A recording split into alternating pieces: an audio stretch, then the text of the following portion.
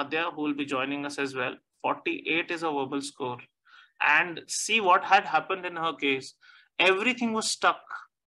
She applied to many schools. The schools waitlisted her or rejected her directly.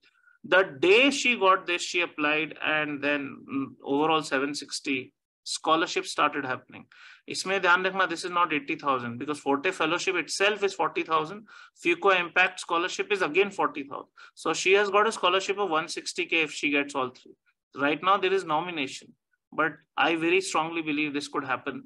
Got a 760, and after that offers started coming. Even Yale, she informed a few days back, she got an admit from Yale, which is one of the Ivy League schools. Hi, long time.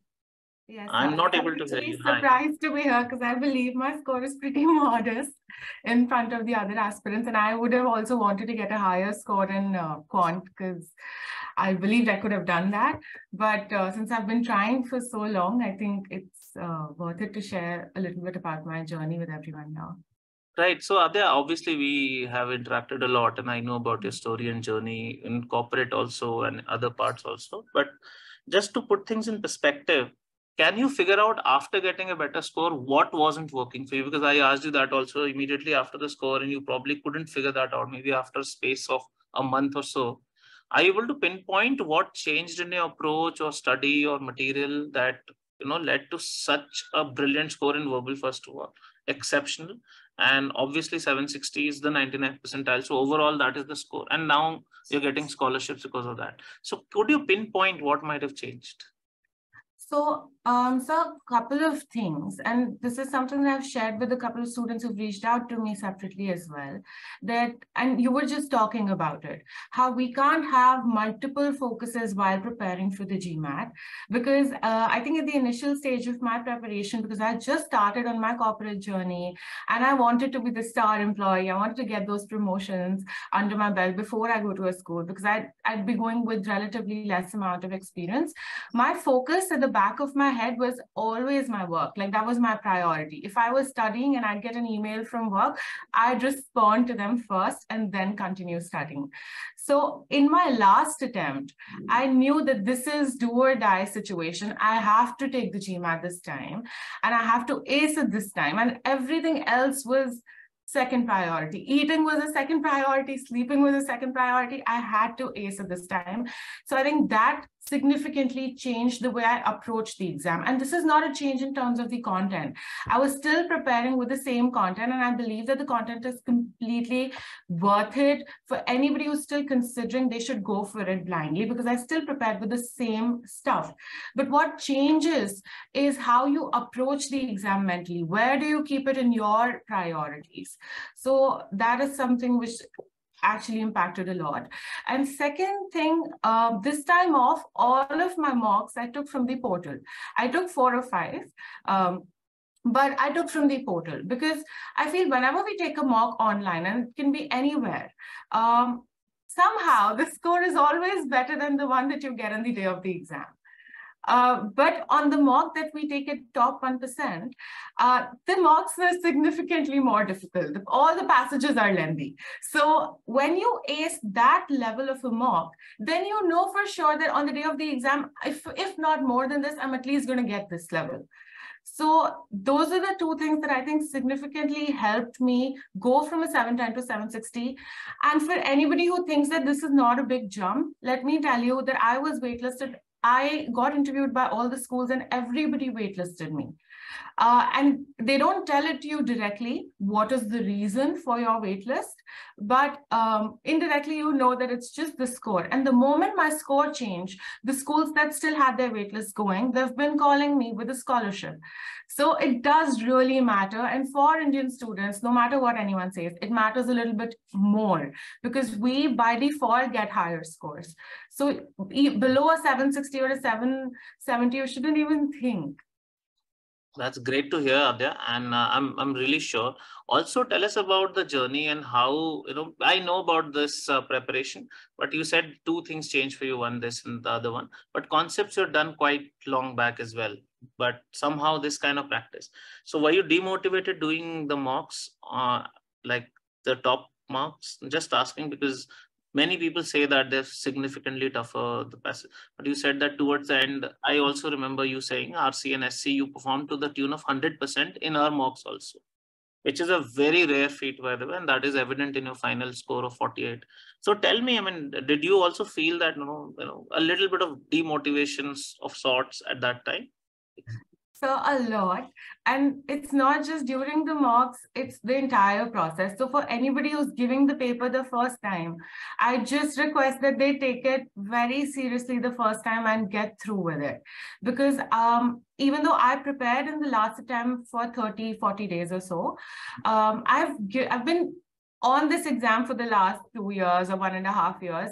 And every 6 months, I felt like, okay, let me prepare. I know that I can get a better score. And every single time after the first time that you're taking the exam, it becomes more difficult because you've already seen the content once and you tend to remember some stuff. Now, then you start feeling that, am I actually solving it? Or is it because I remember it, that's why I'm getting the right answers?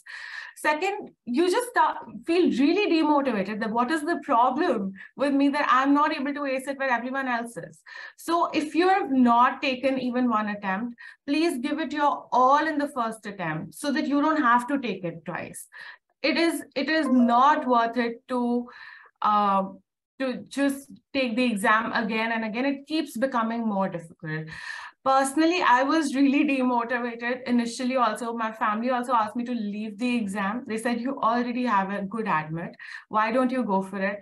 Just to inform everyone, so while she was in college, she wrote the GMAT and got a 710 and got an invite from ISB's YLP. So she already could have gone to ISB this year. That was also a possibility. So that is why that you already have good admit, yes. So there is a line in your content, because I read it end to end. It says, I don't want you to somehow make it to ISB. And it just kept, I could not think about anything else in my preparation stage but that line. And it wasn't even about whether I'd eventually end up going to ISB. It was about getting the best score possible and actually doing something which I believed was my potential. So even in the times of demotivation, I knew that I have to get the score. There was nothing else that I could see in the last attempt.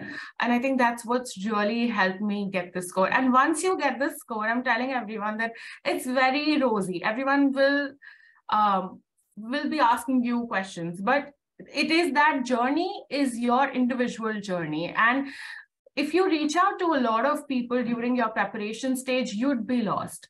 I'm not going to take names, but I have a small story to share.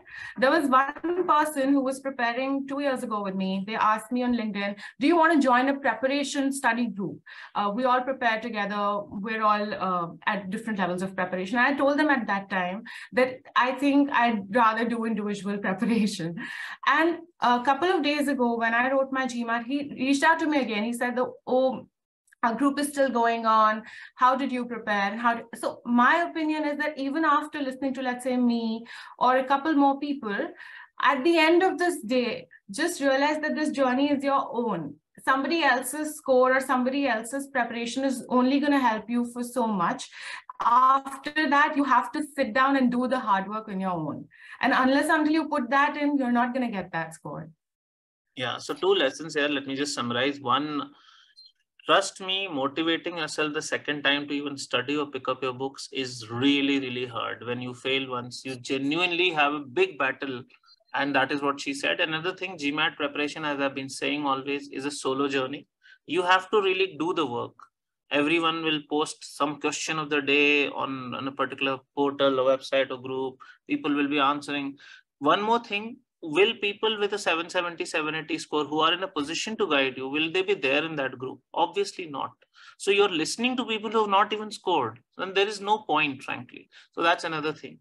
So Adya, one more thing, because we have been interacting, and when you watch Know the World videos, you shared that screenshot, like WhatsApp message, and then some other thing when you want to join Alchemist. How has the program changed you in a way that, because I know from the text, but I'd like people to know, because some of the people, obviously, because there's so much to do, they realize that, oh, this I'll do later. This is not worth right now. How has it changed you and your life in any which way? It could be non-quantifiable. It could be non-tangible. It could be, just ambition, anything. Just could you tell, please? Yeah. So I've mentioned this before, but I think Know the World is the most priceless resource. Like, despite all of the GMAT preparation which you offer, which is amazing, Know the World is my favorite, and it's the most priceless resource. And it's something that I'm considering. I was about to ask you, sir, to get the videos again, because I want to prepare for my B school now with the same content. So I think during the phase of preparation, it really helped me get the context for reading comprehension. Some of the passages are very different. There's a specific passage on farmers and merchants. And that's really, if you have seen the video, it becomes very easy because you already know the context.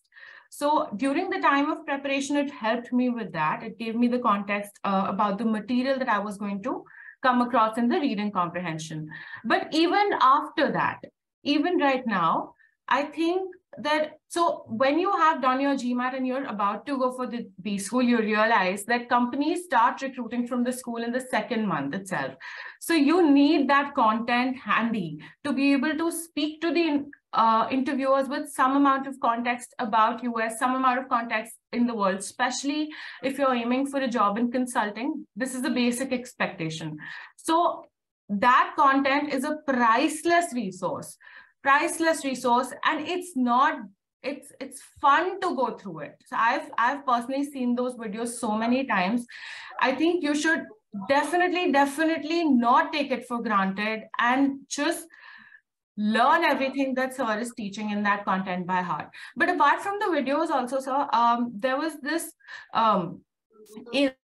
as a part of KTW, you taught us how to write content.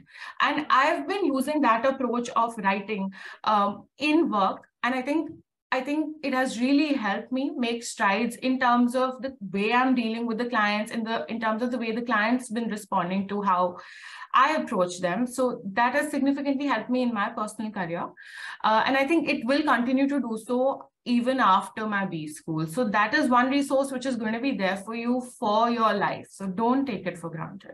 So one of the things I remember from the first message that you sent me, the long one, was that your scale of ambition itself changed. I mean, the information and all is fine, but so that I think that is very evident that you didn't settle for the decent school, but you really aimed much higher. That is one.